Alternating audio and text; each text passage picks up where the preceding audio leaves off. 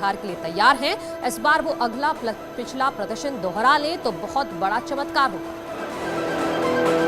सोशेवाला Bharatiya Janata party के प्रवक्ता और राज्यसभा सांसद डॉक्टर सुधांशु त्रिवेदी का, जो आपके अपने लखनऊ के ही हैं, और अनुराग भदौरिया का, जो खुद लखनऊ से आते हैं, समाजवादी पार्टी के प्रवक्ता हैं, उनका भी अभिनंदन है। और सुप्रिया श्रीनेत भी खुद उत्तर प्रदेश से आती है, महाराजगंज से लोकसभा का चुनाव लड़ चुकी है। आपका अभिनंदन है और जोरदार तालियां आप खुद के लिए, जनता जनार्दन के लिए, जो कि वोट डालेगी इस महासमर में। चलिए, तो चुनावों की तारीखों का ऐलान तो हो चुका है। बाजी किसके हाथ में है, किसके हाथ में नहीं है, इस पर कई तरह के सवाल जवाब, वाद विवाद होते हैं।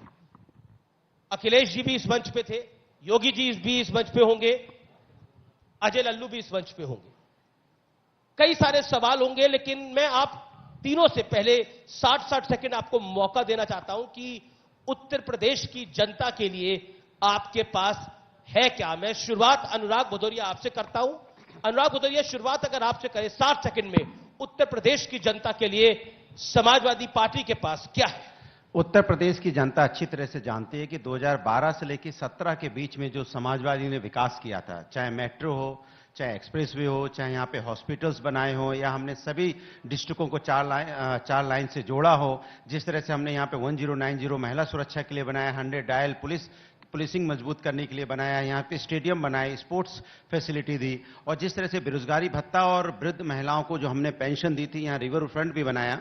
तो हर क्षेत्र में हमने उत्तर प्रदेश को विकास के रास्ते पे ले गए थे, और उन्हीं जो काम हमने किए थे, उसी काम को भारतीय जनता पार्टी की जब सरकार आई तो हमारे ही काम का या तो दोबारा से उद्घाटन कर रही थी या दोबारा से उसका फीता काट रही थी। तो समाजवादी लोग आगे भी इसी तरह से यहाँ पे कैसे रोजगार हो, कैसे महंगाई कम हो, कैसे महिलाओं का सम्मान हो, कैसे उत्तर प्रदेश देश में अपना अर्थव्यवस्था में भी आगे बढ़े, कैसे यहाँ इंडस्ट्री आए, कैसे हम यहाँ पे इंफ्रास्ट्रक्चर का डेवलपमेंट करें, जैसे समाजवादियों ने इंफ्रास्ट्रक्चर का डेवलपमेंट किया था। जो आज भी ऐसी बिल्डिंग है, जो सिग्नेचर बिल्डिंग है, जो सिग्नेचर इंफ्रास्ट्रक्चर जो समाजवादियों ने बनाया था, आने वाले दिनों में यूथ जो हमारी तरफ देख रहा है, उनको कैसे हम रोजगार यहाँ पे 60 सेकंड तो कैसे रोजगार दें। समाजवादी के लिए इतना काम है कि वो 60 सेकंड बहुत कम पड़ जाते हैं। कम से कम 60 घंटे हो तो समाजवादी काम गिना पाएगा। चलिए, 60 घंटे चाहिए आपको समाजवादी काम गिनाने के लिए। ठीक है, अब सुप्रिया जी की बारी है।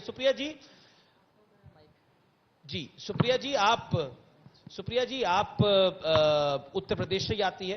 प्रियंका गांधी ने नारा दिया, लड़की हूं, लड़ सकती हूं। अगर मैं 60 सेकंड में आपसे पूछूं कि आपके पास क्या है उत्तर प्रदेश की जनता को देने के लिए, तो क्या है?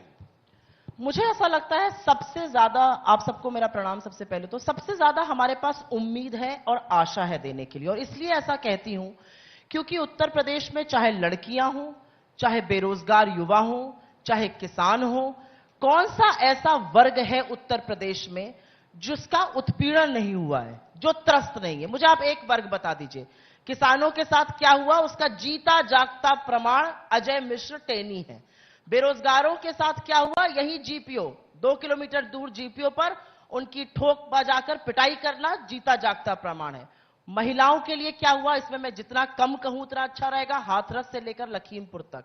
लेकिन सबसे बड़ी बात यह है कि यह सब करने के बावजूद उत्तर प्रदेश में कोरोना काल में क्या हुआ, उत्तर प्रदेश में विकास के नाम पर जब अमेरिका की सड़कें और वेस्ट बंगाल का पुल और आंध्र प्रदेश के बांध दिखाने पड़ रहे हैं, चीन का एयरपोर्ट दिखाना पड़ रहा है और खुद डिप्टी चीफ मिनिस्टर दिखा रहे हैं, तो कहीं ना कहीं दिखता है कि उत्तर प्रदेश को आशा, उम्मीद और परिवर्तन चाहिए। और मुझे ऐसा लगता है कि मैं अपने 60 सेकंड यहीं पर खत्म करती हूं कि उत्तर प्रदेश को आशा और उम्मीद चाहिए, एक विकल्प चाहिए, और लड़कियों को लड़ने की ताकत चाहिए जो सिर्फ कांग्रेस पार्टी दे रही है। सुधांशु जी, आपने दोनों के बातों को सुना, 60 सेकंड में उन्होंने क्या क्या बोला। आपके पास तो आपको तो बताने के लिए चाहिए कि आपने करा किया है। 60 सेकंड पूरे रहेंगे?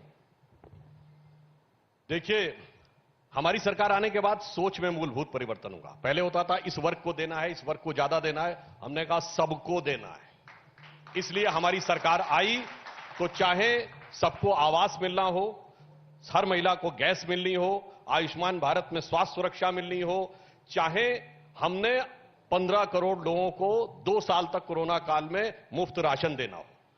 फिर इतना ही नहीं, हमने क्या किया कि वो पूर्वांचल जहां मुख्तार अंसारी, अतीक अहमद, अबू सलेम, छोटा शकील के लिए जाना जाता था, आज पूर्वांचल एक्सप्रेसवे दिखाई पड़ता है। वहां पे मेडिकल कॉलेज दिखाई पड़ते हैं। वो पश्चिमी उत्तर प्रदेश जहां मुजफ्फरनगर और कैराना नजर आता था, वहां मेरठ और दिल्ली का एक्सप्रेसवे नजर आता है, जेवर का बढ़ता एयरपोर्ट नजर आता है, और लखनऊ में ब्रह्मोस मिसाइल की फैक्ट्री शुरू हो रही है, बैलिस्टिक मिसाइल, और इन सब के ऊपर उठती हुई काशी विश्वनाथ की पताका और भगवान राम के भव्य मंदिर की उठती हुई पताका। तो हम उत्तर प्रदेश के वैभव का भी मार्ग प्रशस्त कर रहे हैं और गौरव का भी मार्ग प्रशस्त। जी जी, अनुराग, मैं आप ही के पास आ रहा हूं। सवाल सुन लीजिए। देखिए, नॉर्मल डिबेट में तो आप लोग सवाल सुनते नहीं, इस यहां पर तो कम से कम सवाल सुन लीजिए। अनुराग जी, आपसे खासतौर पे मेरा निवेदन रहेगा। अनुराग जी, सपनों की बहुत बात हो रही है। अच्छा, निवेदन समाजवादी से ही रहेगा, मतलब बधाई आपको लगता है समाजवादी आ रही है। अच्छा, धन्यवाद। चलिए, अनुराग जी, एक बात बताइए, सपनों की बड़ी बात हो रही है। अखिलेश जी के सपने में भगवान कृष्ण भी आ रहे हैं, और क्या आपको लगता है कि ये जो सपनों की नगरी है, ये कहीं स्वप्न नगरी न रह जाए आप लोगों के लिए? देखिए, समाजवादी ने हमेशा से सपना देखा है। आपने भी देखा कोई सपना आज? सुन तो लीजिए, उत्तर प्रदेश को कैसे आगे ले जाना है, और सपने को साकार किसी ने किया है तो समाजवादियों ने किया है। सपने को जमीन पे उतारा है। आपने देखा होगा किस तरह से। भगवान कृष्ण कैसे सपने में आ गए? भगवान कृष्ण, मैं कहता हूं कृष्ण को भी, मैं बता रहा हूं ना, वही लाना है ना समाज को उसी रास्ते पे ले जाना है। भाईचारा, प्यार, मोहब्बत से सब एक दूसरे के साथ मिलजुल के रहें। ये हिंदुस्तान अपना है, ना कोई पराया है, ना कोई यहां पे गैर है, सब हम अपने हैं। यही तो कृष्ण भगवान का संदेश था। उनका संदेश क्या है? उनका संदेश क्या है कि प्यार मोहब्बत से समाज को एकजुट करके रहना है। तो यही संदेश तो समाजवादियों का है कि सभी समाज में ये हिंदुस्तानी सब हमारे अपने हैं। भगवान कृष्ण का क्या संदेश है, आपने बोला? हाँ, मैंने बोला ना, उनका संदेश यही है कि जो पूरा समाज है ये प्यार मोहब्बत से रहना चाहिए, आपस में एक साथ मिलजुल के रहना चाहिए। समाज को कैसे विकास के रास्ते पे ले जाए, समाज के अंदर में कैसे भेदभाव खत्म करें, समाज के अंदर में कैसे ये जातिवाद का, धर्म का जो भेदभाव भारतीय जनता पार्टी फैला रही है। पर भगवान कृष्ण का सबसे बड़ा संदेश ये है, जब बांसुरी की जरूरत हो तो बांसुरी बजानी चाहिए, जब सुदर्शन चक्र की आवश्यकता हो तो पीछे नहीं हटना चाहिए। वही आप बोलने तो दो। तो वही तो कह रहा हूं कि जब सुदर्शन चक्र की जरूरत पड़ती है तो सुदर्शन चक्र क्या हम अपनों पे चला दें? ठीक है, अपनों पे सुदर्शन चक्र चलाया जाता है क्या? मैं इनसे पूछना चाहता हूं कि अपने भाई पे ही सुदर्शन चक्र चलेगा कि दुश्मनों पे चलेगा? जी, सुधांशु त्रिवेदी, इनके सपने में तो आज अखिलेश जी भी इस मंच पे थे, उन्होंने बोला सपने में मेरे अगर आ रहे हैं भगवान कृष्ण तो भारतीय जनता पार्टी की नींद की उड़ी हुई है। वो कहते हैं योगी जी सो नहीं पा रहे हैं। एक सवाल और मेरी तरफ से, अब आप पूछ लीजिएगा, मैं आपसे बोल दे रहा हूं। एक सवाल और पूछ लीजिएगा कि इन्होंने बोला पूर्वांचल को बदनाम करने में लगे कि पूर्वांचल माफियाओं से जाना जाता है। पूर्वांचल हमारी पवित्र धरती है, जिसको आप बदनाम मत कीजिए। और आपकी अगर हिम्मत है